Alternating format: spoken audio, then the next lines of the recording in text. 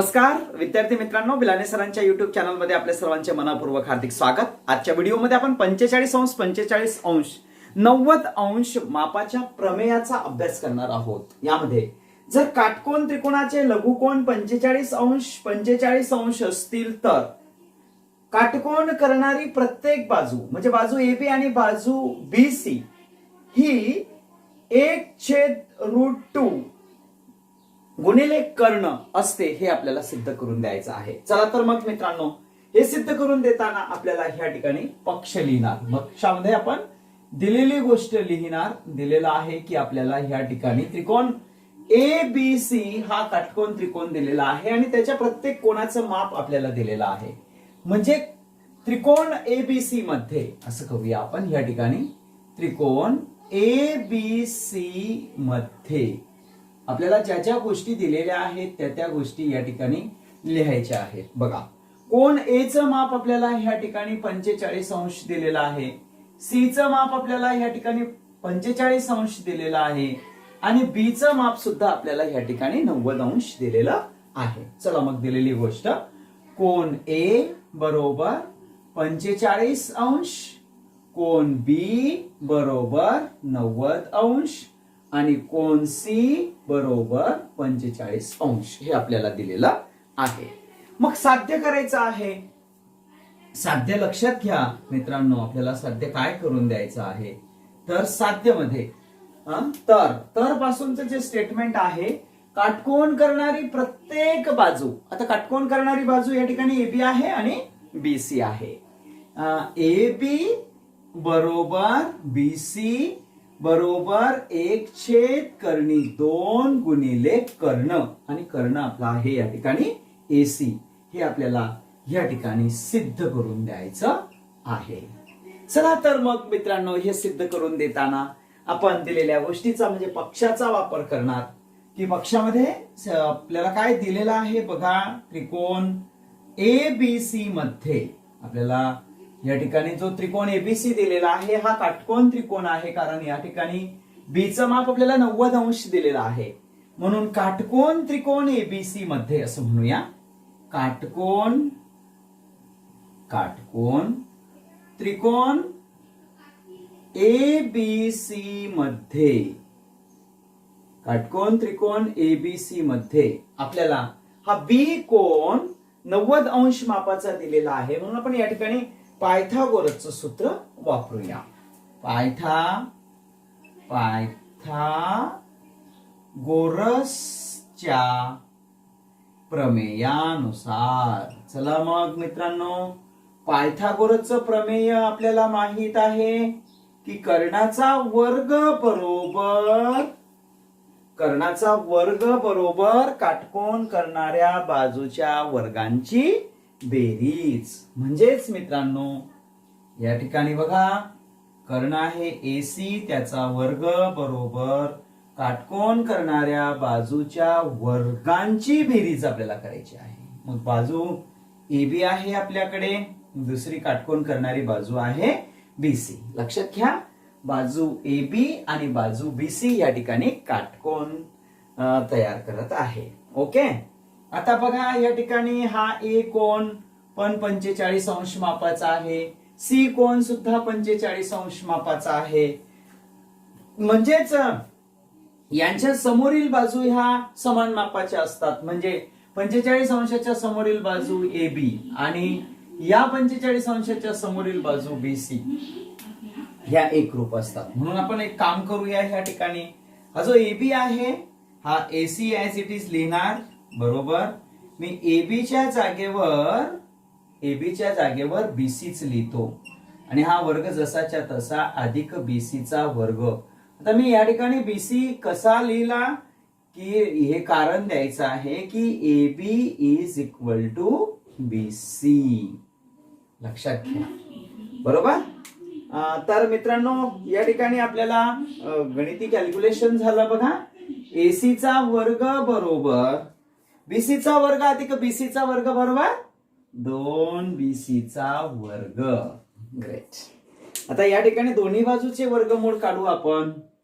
दोन्ही बाजूंचे वर्गमूळ काढू. वर्गमूळ काढू.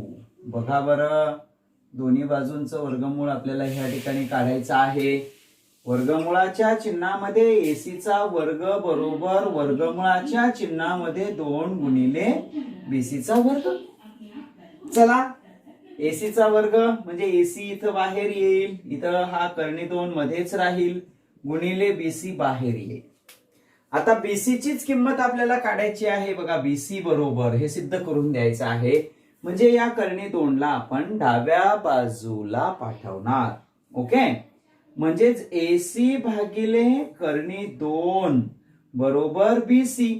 लक्षात घ्या, म्हणजे बीसी बरोबर 1 कर्णी 2 आलं की नाही आपलं. इथं बघा, या ठिकाणी याला दॅट इज असं आपण लिहू शकतो. बीसी बरोबर 1 कर्णी 2 गुणिले बीसी असं लिहू शकतो याला. कारण इथं अद्यारूत 1 असतो, तुम्ही लिहिला तरी आहे, नाही लिहिला तरी आहे, त्याला सेपरेट आपण केलेला आहे. त्याचप्रमाणे जसं बीसी ची किंमत लिहू शकतो तसंच एबी पण आहे. म्हणजे त्याचप्रमाणे असं म्हणा या ठिकाणी, त्याचप्रमाणे आपल्याला एबी बरोबर 1 कर्णी 2 गुणिले बीसी असं सुद्धा लिहिता येईल. आणि हे सिद्ध आपल्याला करून द्यायचं होतं मित्रांनो.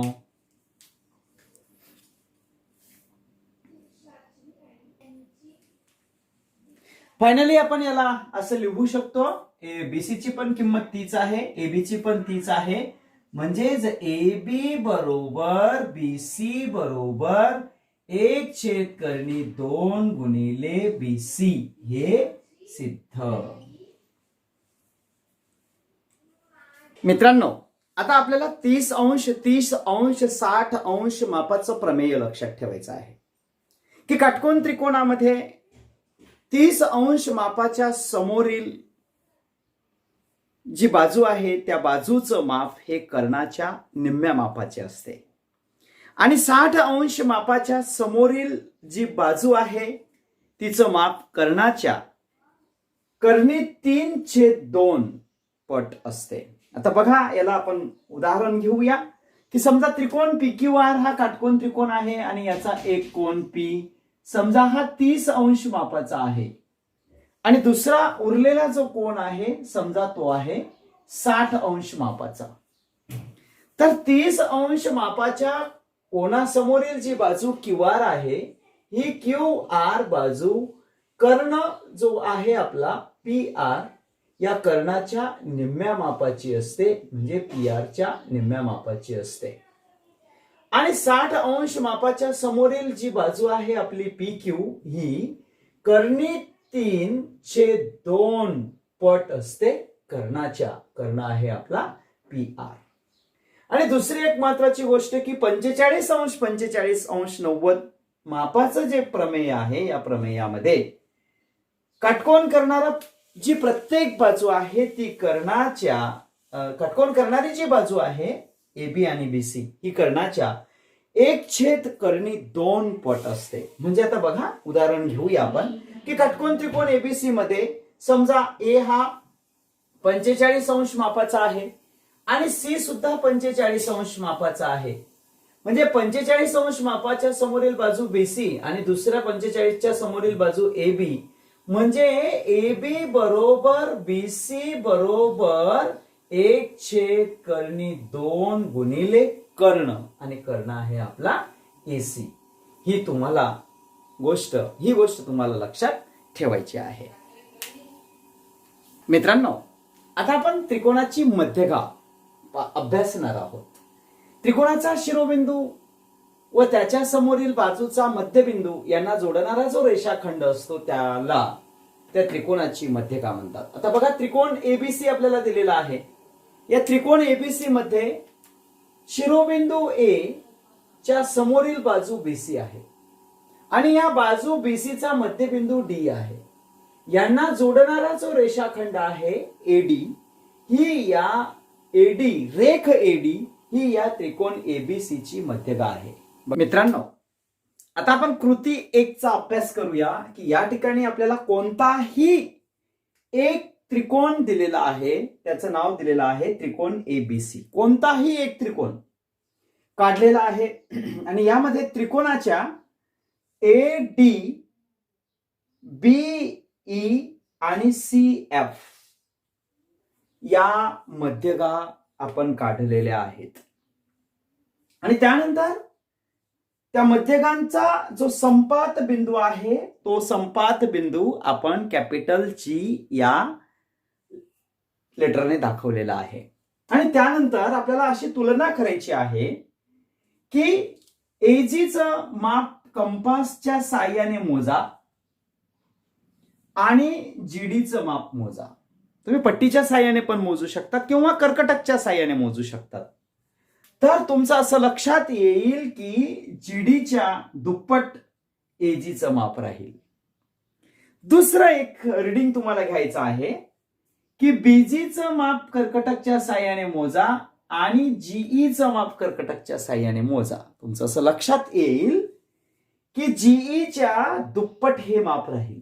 समजा जीई जर 1 सेंटीमीटर असेल तर बीजी 2 सेंटीमीटर राहील.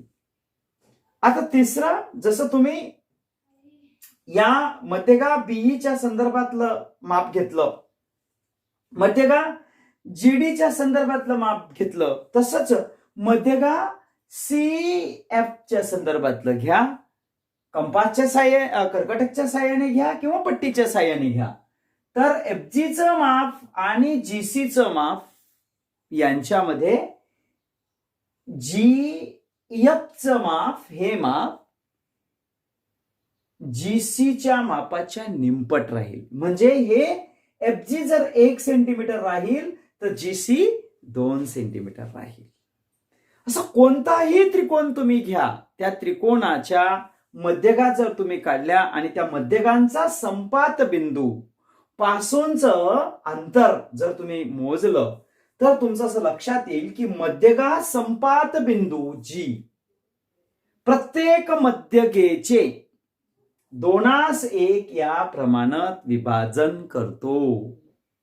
लक्षात घ्या, मध्यगा संपात बिंदू काय म्हणतात त्याला? मध्यगा संपात बिंदू जी हा त्रिकोणाच्या प्रत्येक मध्यगेचे 2:1 या प्रमाणात विभाजन करतो, असं तुमचं लक्षात येईल. ही कृती तुम्हाला प्रत्यक्षपणे करून पाहायची आहे.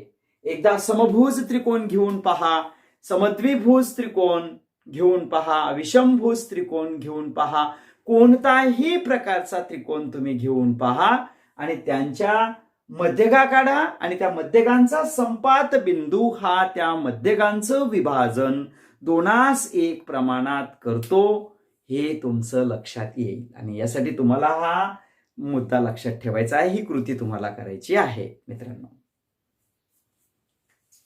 मित्रांनो आता आपण कृती 2चा अभ्यास करूया. यामध्ये बघा, त्रिकोण एबीसी हा एक त्रिकोण पुठ्ठ्यावर आपल्याला कापायचा आहे अशा पद्धतीने आणि त्याच्या तिन्ही मध्यगा आपल्याला काढायच्या आहेत. हे बघा, ही एक मध्यगा, ही बाजू जी आहे या बाजूचा हा मध्यबिंदू आणि तिचा विरुद्ध बाजूचा हा शिरोबिंदू.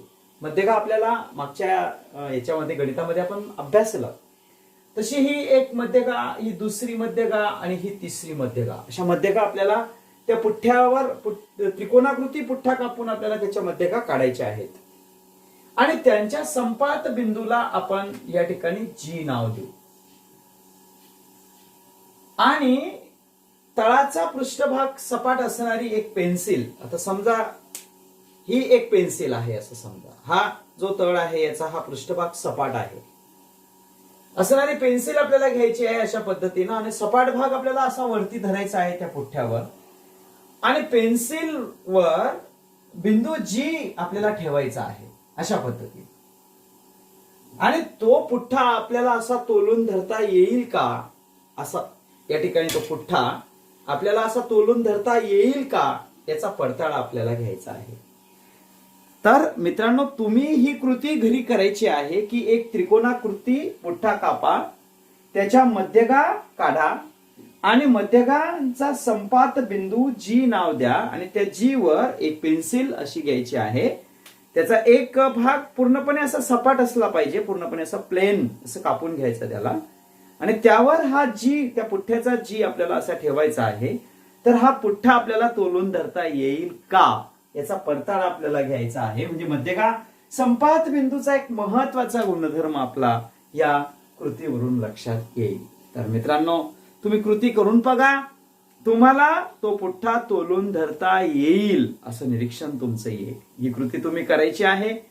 जर तुम्हाला तोलून धरता आला नाही तर मग समजायचं की तुम्हाला संपात बिंदू व्यवस्थित काढता आला नाही, म्हणजे मध्यगा काढता आल्या नाही. जोपर्यंत तुम्हाला मध्यगा काढता येत नाही तोपर्यंत तुम्हाला अचूक असा जी मिळणार नाही. अचूक जी मिळाला नाही तर तुम्हाला तो पुठ्ठा तोलून धरता येणार नाही. हा प्रयोग तुम्हाला नक्कीच करायचा आहे मित्रांनो. आणि हा प्रयोग केल्यानंतर तुम्हाला कमेंट बॉक्समध्ये कमेंट करायची आहे की हा जमला किंवा नाही जमला. ओके विद्यार्थी मित्रांनो, व्हिडिओ जर खरंच आवडला असेल तर लाईक करा. अजूनपर्यंत अशा पद्धतीचे नवनवीन व्हिडिओज, आपल्या व्हिडिओच्या नोटिफिकेशन्स आपल्यापर्यंत पोहोचण्यासाठी चॅनलला सबस्क्राईब केलेलं नसेल तर भिलाने सर यांच्या युट्यूब चॅनलला सबस्क्राईब करा आणि जास्तीत जास्त विद्यार्थ्यांपर्यंत शेअर सुद्धा करा. काही अडचणी असतील तर कमेंट बॉक्समध्ये कमेंट करा. थँक्यू.